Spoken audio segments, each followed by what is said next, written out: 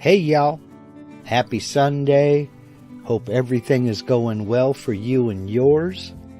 This is the portion of the show where we let YouTube send out the notifications via social media, let folks know that the broadcast is getting ready to start. We'll sit here and we'll count down the next 2 minutes before I push that button and go live. If you happen to be watching this on replay, go ahead and scrub past this graphic until you see my smiling face.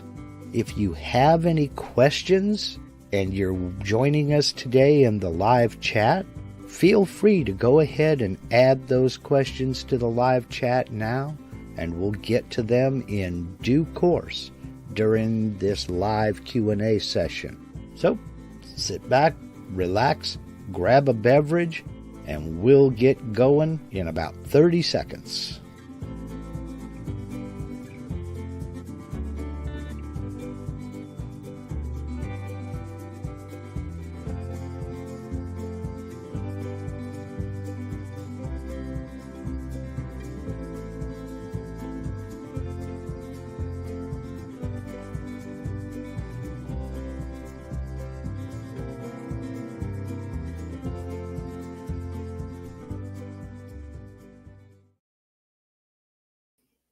Hey y'all, how you doing? Hope that intro isn't too distracting. I know there's music. I tried to keep the volume down. Folks don't like music and what have you, but I figure it's an experiment. It's a pretty cool thing to play with. It just took a little bit to figure it out. That's all. So let me know what you think. If it's annoying, I'll change to something else. If it's not annoying, we'll keep it going. So happy Sunday, everybody. Like I said in the intro, hope everything's going well for you. Hope you got some shop time. This is kind of a weird one in that I was getting ready to start recording a video and real life intervened, as I said in the description.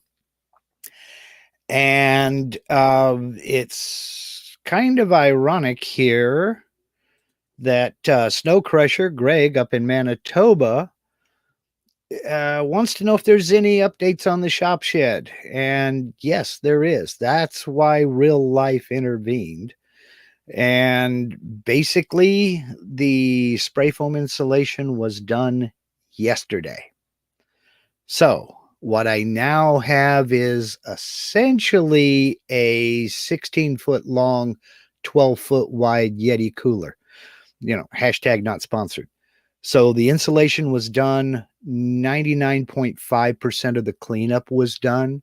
I still have some cleanup to do. The installer did most of it. And it's just we ran out of daylight, and I told him, yeah, don't worry about it. This was a sudden thing. The truck just suddenly became available. So they emailed me saying, is Saturday okay? Saturday's beautiful. It's, sooner than I thought it was going to be. I mean, this is June.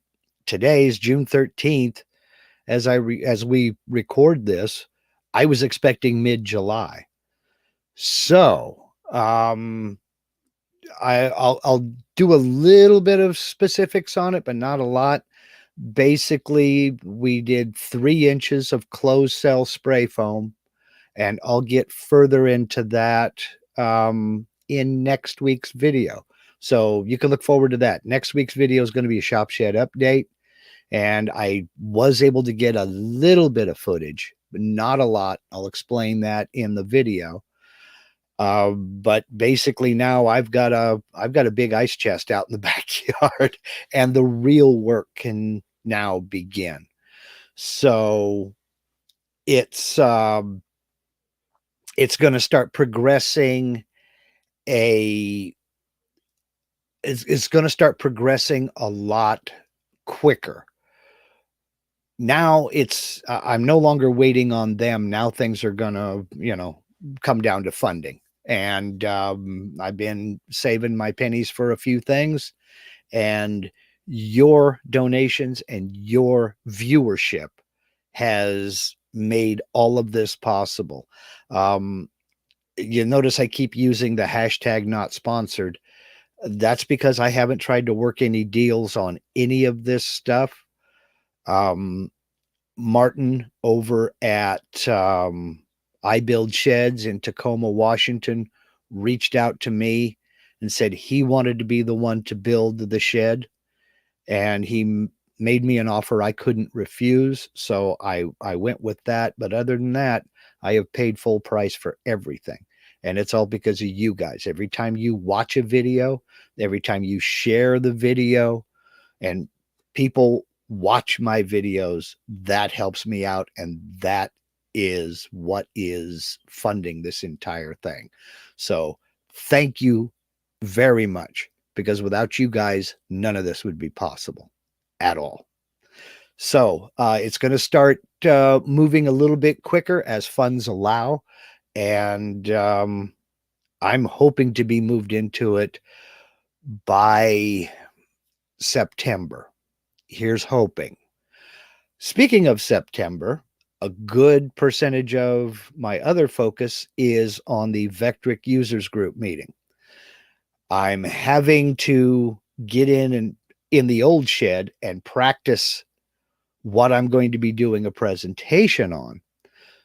So that's where a lot of my focus is. That's why I'm not showing any projects that I'm doing, is because everything that I'm doing outside on the CNC is geared towards that presentation. And I'm not at liberty to reveal what that presentation is going to be, but it's something that I've wanted to do for a long, long time. And it's something that you guys have asked for as well. Once I get the okay to go ahead and reveal that, I will. And then after the user group meeting, I can start doing some projects with it. But right now, everything has to go towards that. Yeah, it's been an eventful week. I got into bed last night and basically collapsed because it was a long day yesterday. All right.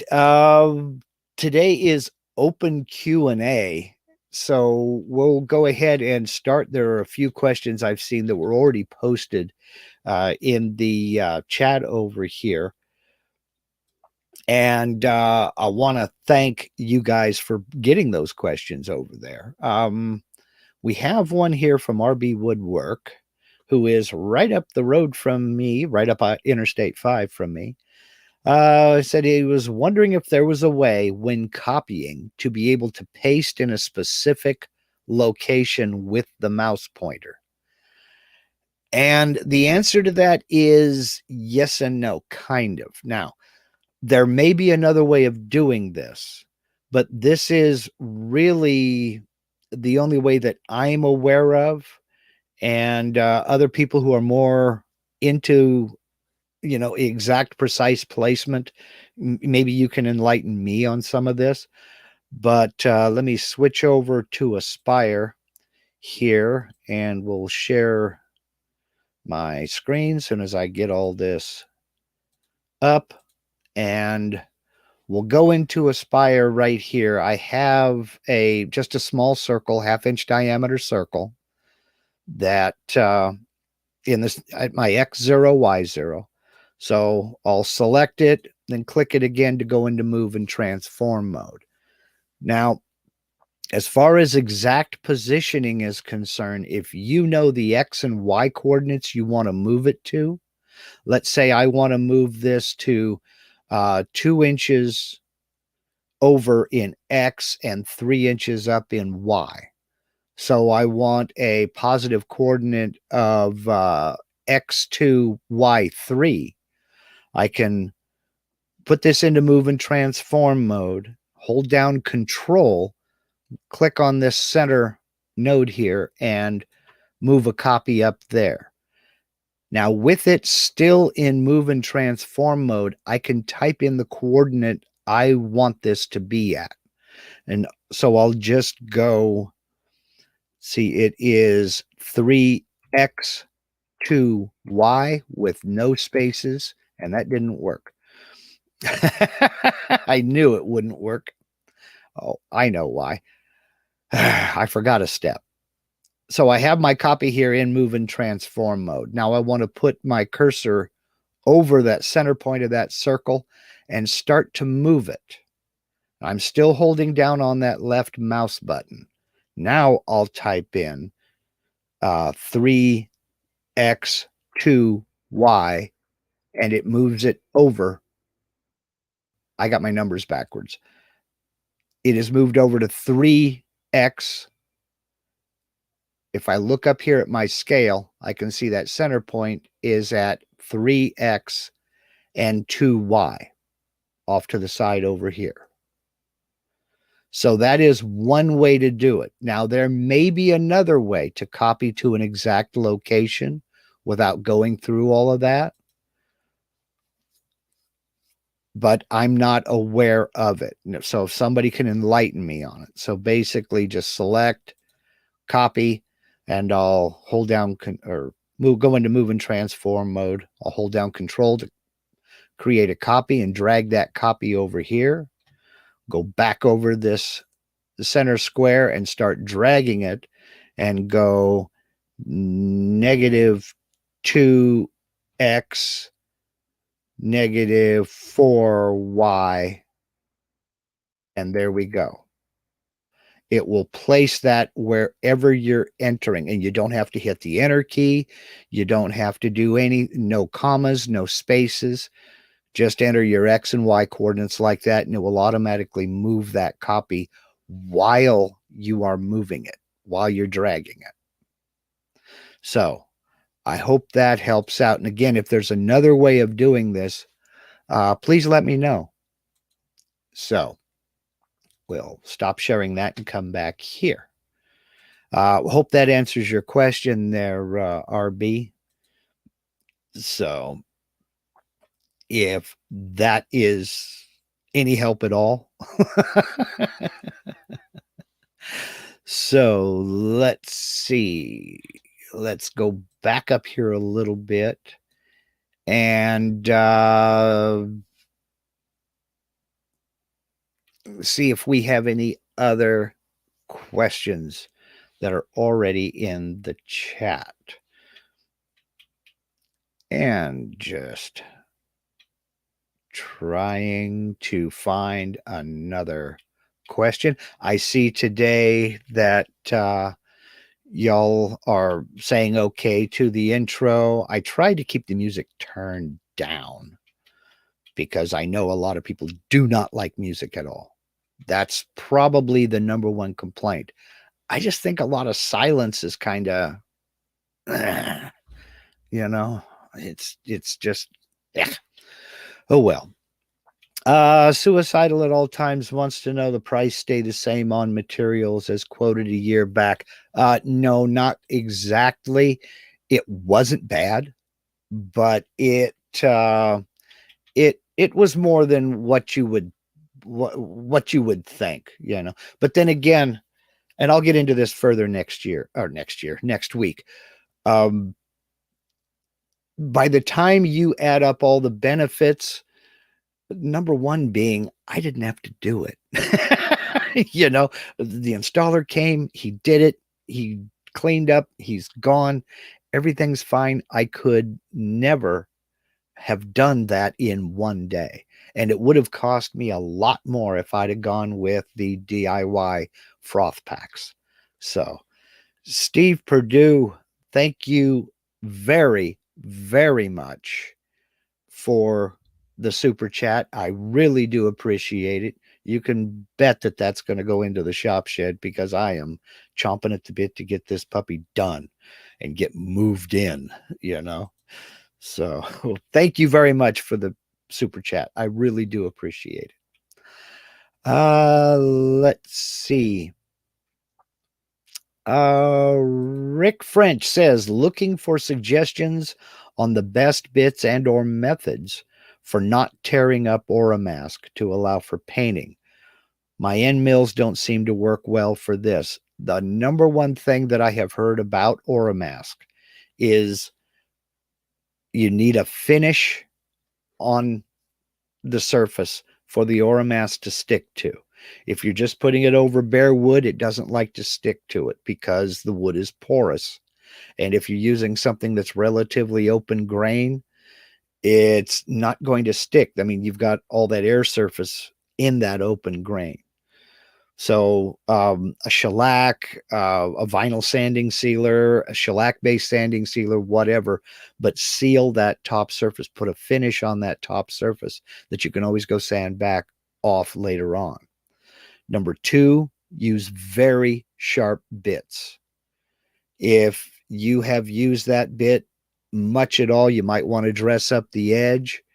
If you happen to have one of the high-speed, low-drag, everybody needs one, Amana bits with the replaceable carbide point, make sure it's nice and sharp. And when you're talking about end mills, make sure they're down-cut end mills. Down-cut end cut. Wow, say that 3 times real fast. Down-cut end mills will shear that Oramask in a downward direction and not try to lift the edges up. So down-cut, real sharp bits, if it's at all possible. So I hope that helps out. Let's see here. Trying to scroll down a little bit. Let's see. What do you want, Jeff? Let's see. Follow up on the font question from last week. Do you know the specific names of fonts, serifs, sans serifs that have been made for CNC and will not need vector validator? The short answer is no. I don't know of a list or names of fonts that are made specifically for CNC. It's kind of a strange thing. Again, like I said last week, these fonts were basically made for use on a printer or just on the screen, where intersections and overlaps just don't matter. They're either made to be filled with ink or laser toner, or they are just meant to be displayed on a screen. So you're always going to have a little bit of that cleanup to do in the vector validator. Now, you can kind of make up a mental list of fonts to avoid. Like, I believe it's Abigail. That's one of the worst offenders. But that font was made in the 80s, where none of this stuff was even thought of. It was one of the first script type fonts that was made for computers. So I just avoid it. But as far as a list of fonts that are made specifically for CNC, I have no way of knowing, mainly because there are just so many fonts out there. You can still buy or download font packs that are 40, 50, 60, 100,000 fonts. Why anybody would want that many, I don't know. But there are people, that's their thing. Just know that you are going to more than likely have to use the vector validator, unless it's something that is kind of quote unquote tried and true. You have used it before. So, but other than that, I really can't help you with that. Let's see. Oh, holy cow. You guys are going crazy here. RB Woodwork, thank you very much for that super chat. I really appreciate it. Rick French, thank you for the super chat. This is, wow. This is great. So thank you. You guys are helping more than you ever know. You're helping me sheathe the shed now. Let's see here. Stephen Toronto, might be a dumb question. No such thing. What about wiring? Is it contained inside the insulation, or does the wiring lay on top of the insulation? I'll show that next week in the actual Shop Shed update, but both. It's a combination of the two. It is within the stud bays. It is embedded in the in the insulation, but I'm doing one area where I'm putting up an electrical chase, so the insulation kind of went over the wiring, but the wiring stands down away from the roof rafter. I'll show you next. It'll be in the next shop shed update. So let's see. I know I'm jumping around here. Okay, David Pingle. Can you copy a graphic in Vectric, or do you have to use import?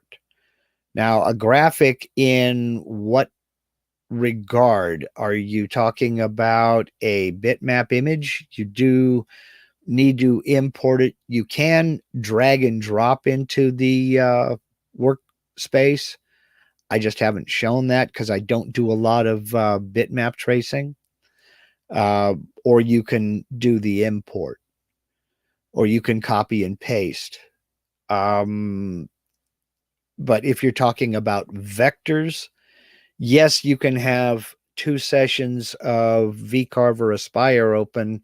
You can copy a select few vectors out of one project and then switch over to that new session and paste them there. But just know that they will be pasted in the original location, and might have to move them over to where you want. But yeah, you certainly can. You can copy and paste directly from one session into another.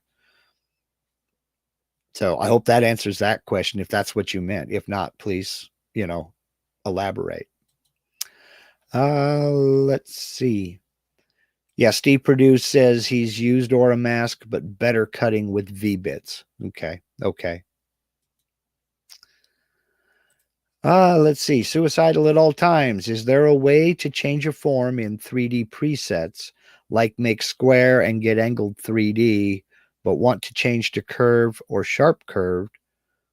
Or do I just have to make new every time? I believe you can get into the properties and change those properties, but you will have to do it individually every time, unless you create the component and then save that component in a custom 3D clip art library, which I demonstrated in a video. Well, it's been a few months back now. I will put a link to that in the description of this one as soon as we're done live here. And let's see, 3D clip art library. I showed how to create a custom clip art folder in your clip art library and save components that you've created into that clip art library, so that the next time you want to use that, say for instance you have a square that's angled, you can save that in your clip art. Then you have a square that you want to be curved, you can save that in your clip art, and anytime you want to use that, just go drag it into your project just as you would any other clip art. So that might be a benefit for you there. I hope that answers that question. Let's see. D Banger, for intro, router noise is music to our ears, not to these ears. Not to these ears. Chris Leach, hey Mark, hey everyone. Mark, is it true that YouTube takes 30% of Super Chat? Yes, it is. That is true. And this is inside baseball, but you know what? They're allowing me to post my content here for free. They're allowing you to watch the content here for free. And they're allowing me to build up everything that we're doing right now. And I don't pay a thing. I think that's a 30% commission to them, I think is just fine. I'm perfectly happy with that. I have no complaints. So, let's see. Paul Coffey says Gothic is bang on for CNC. This is about the fonts question. Okay, that's good to know. I will take a look into that. Let's see. Mr.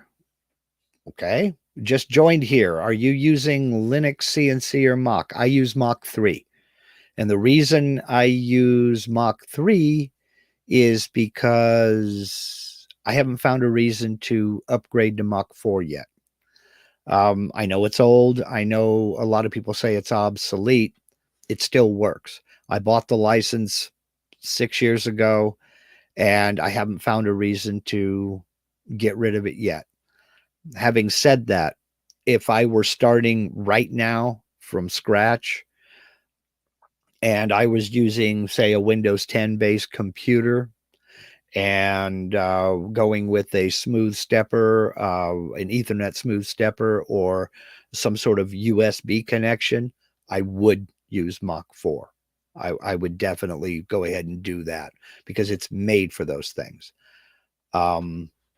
Excuse me. Excuse me. I know it sounds strange to, in this context, to say old school, but I am old school. I have a old HP computer, desktop computer that's dedicated to the CNC. It runs Windows XP. It runs Mach 3. It's connected to the controller through that parallel port, and it works just fine. I have no complaints. I have found no reason to tinker with it because I turn on the computer, I turn on the controller, I start Mach 3, and I go. I have no issues. I just don't have the problems I see other people having. There are some that say, well, but going with a smooth stepper is faster this, faster that. I'm a home hobbyist. I'm not out to make 1,000 parts a day. I can take that time. So, um, it I use Mach 3 and I found no reason to change that yet. I may, but we'll see. Let's see. Steve Nealon over at Harneal Media, the man that sponsors MarkLindsayCNC.com, which I really need to work on. I know it's old. It hasn't been updated in a long time. Said most fonts designed for a vinyl cutter will work well for CNC. I think the majority of the problem is that you don't know the names of these fonts. If you go do a search and you find your fonts folder, you'll be amazed at how many fonts you actually do have. And what I really need to do is I need to go through my font folder and uninstall some of these fonts that I know doesn't work with CNC, like that Abigail font I was talking about. I don't miss it. I don't find any situations where I really have to have that font. So I need to go ahead and just uninstall it and get rid of it. I just haven't yet. That's another thing on my list. So let's see. Let me cruise down here and let's see. Tony Patterson, I set up a laser tool in my tool database, but when I click on it, it will not select it. Not jerk, I'm doing something wrong. Now, I don't have a laser, so I've never used the Vectric laser module. Are you using the laser module? I have never set up a laser tool for the tool database, so maybe somebody can help enlighten on that. But,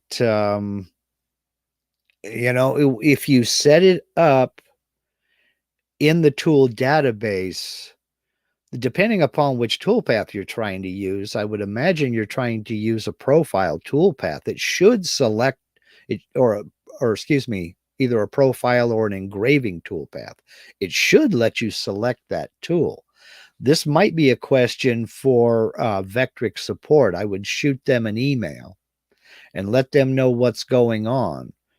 There might be a setting you need to activate or deactivate, or it might be there's something going on in the background that's conflicting. So this is how they come up with patches and bug fixes, is by people contacting them. So I would certainly do that. I would shoot them an email, because it sounds like a software. There's something not right in the background there. Then again, if you can't really use the laser tool in like a V-carve toolpath, because it's just, that's not what lasers do. So maybe it's not letting you select it because you're not using the correct toolpath. So I don't know. Let's see. Let me cruise down here. Chris Leach, wow, thank you very, very much for the super chat. I really do appreciate that. Let's see. Mr. says, I've never used Mach. I tried Gerbil first, but the controller crashed all the time, maybe due to noise. Yeah, that's possible. So I stepped up to Linux CNC afterwards, and it worked, and it just worked well. You know, there's a lot of people that love Linux CNC. I've never used it myself, but from what I gather from the people who have used it, they love it. So that might have been exactly what you needed. So, you know, I've I'm not here to trash anybody's machine or anybody's setup, but I have heard good and bad about using that Gerbil based controller. So I'm kind of, I don't know anything about it. So all I'm saying right now is what I have seen from other people. And some people love it, some people despise it. But I've not really heard anything bad that I can think of about Linux CNC. So that may be just what you needed. So let's see. What do you want? Jeff in Connecticut says, last question. When setting toolpath pop-ups, it says open, validator, or ignore. Is it bad to ignore? No, it's not bad to ignore. And in fact, it's actually good, because that will show you what it's ignoring. So if it ignores 3 vectors that have problems that the vector validator will fix, you can identify which 3 it is. Because remember, anything you do when you're setting up and calculating the tool paths that doesn't work out right, you can go back and change. So that's what that is for. You can ignore it and then identify which ones are giving you the problems, just due to the fact that you have letters missing, or maybe the dot over an I is missing, or something like that. So no, it doesn't hurt to ignore, because you can always go back and fix it. So the only thing you can't go back and fix is once that bit hits that wood, it's cut. That's the only thing you really can't go back and change. Well, once it's cut, it's cut. So let's see. Mark, he says, his name is Mark. Did you take care about backlash on your machine? I have not had any backlash on my machine. I use a Gatton CNC router kit, and it uses half-inch diameter. I believe they're 12 thread per inch. It's been 3 years since I built it, going on 4. Acme lead screw, and the anti-backlash lead nuts that I got from Dumpster CNC. I don't have backlash. Not that I can measure anyway. I'm not trying to make mil-spec parts. I'm not creating things for NASA. So if I've got, a quarter of a thou backlash, I can live with it. But I have not found any backlash issues at all using those 10 start leads, 5 start lead screws. So I just, to me, it's a non-factor. So let's see. B Danger says, when cutting out a pocket for a rabbit that goes from outside to outside of the profile cutout, Is there a way to overcut rabbit so the rabbit does not have round corners? Yes. Create your pocket vector wider than your material. Go at least the radius of the tool. So if you're using a 1/4 inch end mill, make that pocket vector an 1/8 inch wider on each side. Personally, I go a 1/4 inch. Now, if it's a stopped rabbit, there's nothing you can do. You're going to have that radius because you got a round bit. So, but if you're cutting just on the end of something, just make that vector wider so that that bit overshoots the edge of the material, and it'll trim away that corner radius. So, hope that helps you out. Let's see. RB Woodwork says, I have a printed hard copy of my fonts so I can see what they look like without having to scroll through them. I have right at 1,400 fonts. That's not an option for me. So that's why I say I don't know why people would want that many fonts. I have 1,400, not 40,000. And holy cow. It's nuts. So, it takes forever for, like if I go into the draw text tool, it takes forever for me to get that all loaded up. You click on go into the draw text tool, get up, go make a sandwich, hit the bathroom and pour yourself a beverage and come back and, oh, okay, it's loaded. Now I can go to work. So, let's see. Miguel Limon, you cannot share a screenshot in this Vectric chat. My suggestion to you would be to hook up with the person you're trying to share screen with and do that via email. So you can't do that here.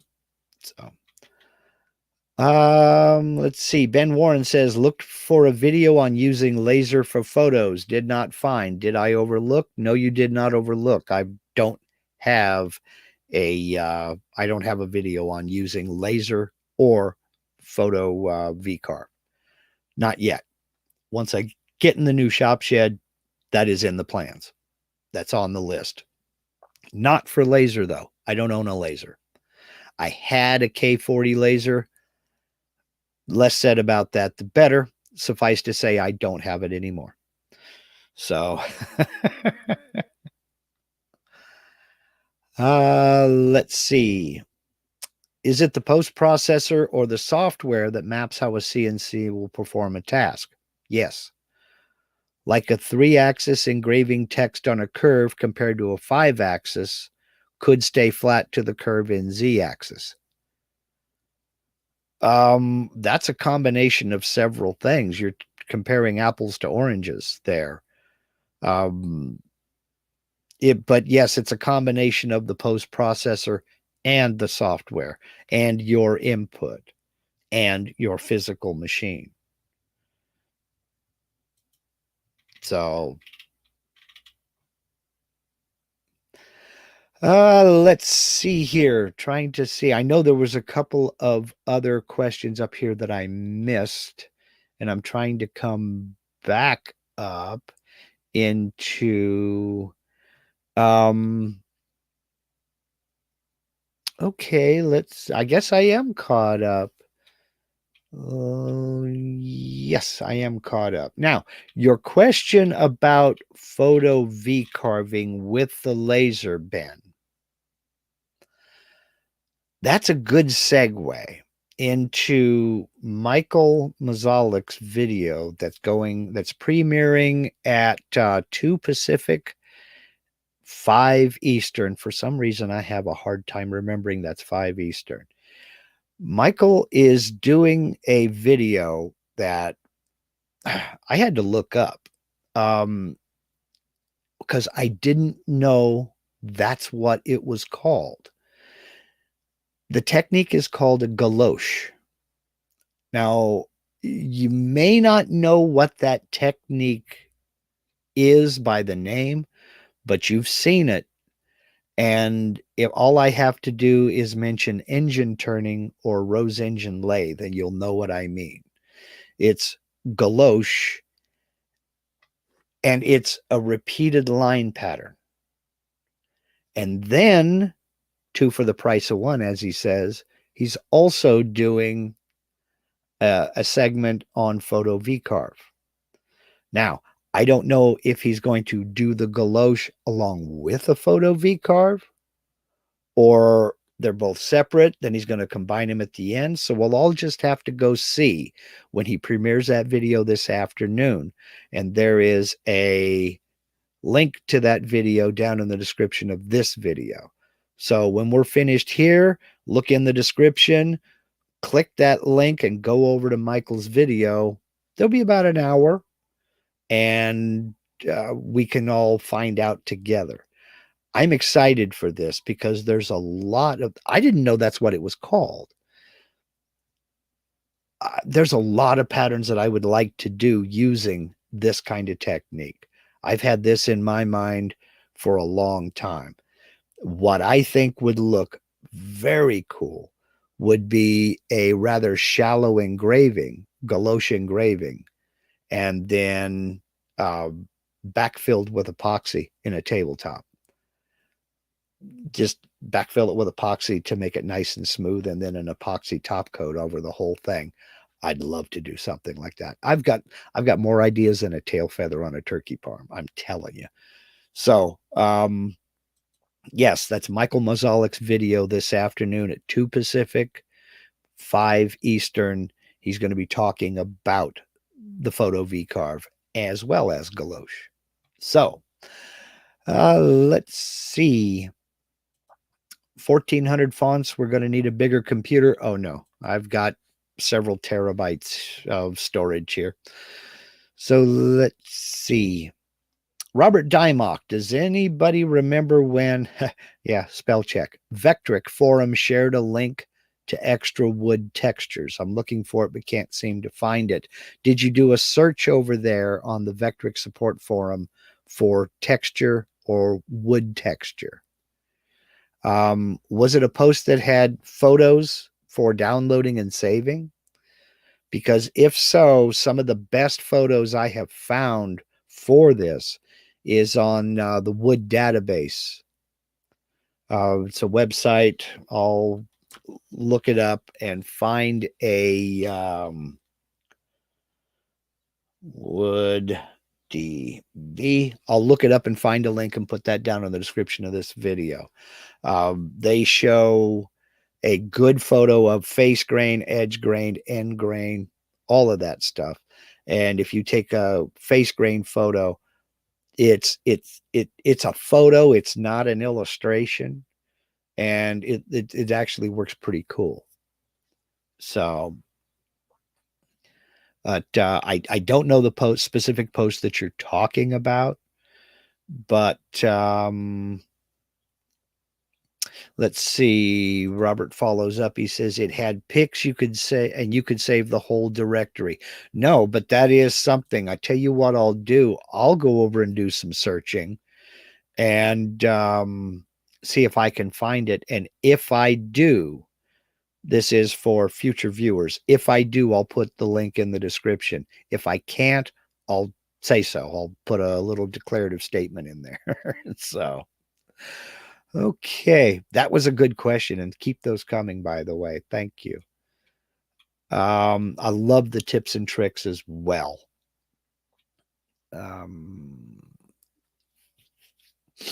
Let's see. Nope, I think we are caught up. So, does anybody have any final questions? If not, we'll go ahead and we will end this here. We've been on for about 45 minutes. I know a lot of folks have a lot of questions about the shop shed and about the insulation and everything else. I'm going to go into it in probably too much detail on the shop shed video, which will be next week's video for sure. I've already got it half shot and about half edited, but now that it's finished, I had to let it off gas for 24 hours. I can go out and shoot some video today and tomorrow and get that going. Before we take off, I would like to remind everybody about a couple of things. And number one on my list is the GoFundMe for my friend and CNC guru, Dave Gatton, to help him recover from his open heart surgery he had a little ways back. We are kind of stuck at a little less than halfway to his goal. And I'd like to see that at least get above the halfway. So if you can, please consider hitting the link in the description box down in the description box of this video right now. And if you can spare a few dollars and help a brother out, it would be greatly appreciated. If you have already donated, I thank you sincerely. I really do appreciate it. And I know Dave does as well. So again, that link is down in the description. And thank you very much for helping out. This man has helped more people than any of us will ever know. Next thing I'll remind you of is Michael Mazalik's video in about an hour and 15 minutes over on his channel. There's a link to that video down in the description of this one right now. So as soon as we're done, click that link. I'll meet you over there beforehand. We can hoot and holler in the chat before the premiere starts. And next week is the Shop Shed update and live Q&A on the Shop Shed. I've looked at your questions that we have here, and I'll make sure to talk about them in next week's video. So, if you have any questions about the Shop Shed, feel free to put them down in the comments of this video. And if I get to them before I shoot the video, I'll address them during that video. So I think that's it. I will see everybody next week. If you're going to the Vectric user group meeting in September in San Diego, I'll see you there. Come up, say hello. We'll shoot the breeze and do whatever. I'll be passing out stickers and what have you. And until then, until next week, let's see, I'm going mentally down the list. Yeah, that's it. Let me just say thank you very much. And thank you for the super chats and the donations. I do appreciate them greatly. So that's me saying, y'all take care. Bye, y'all. Have a good day.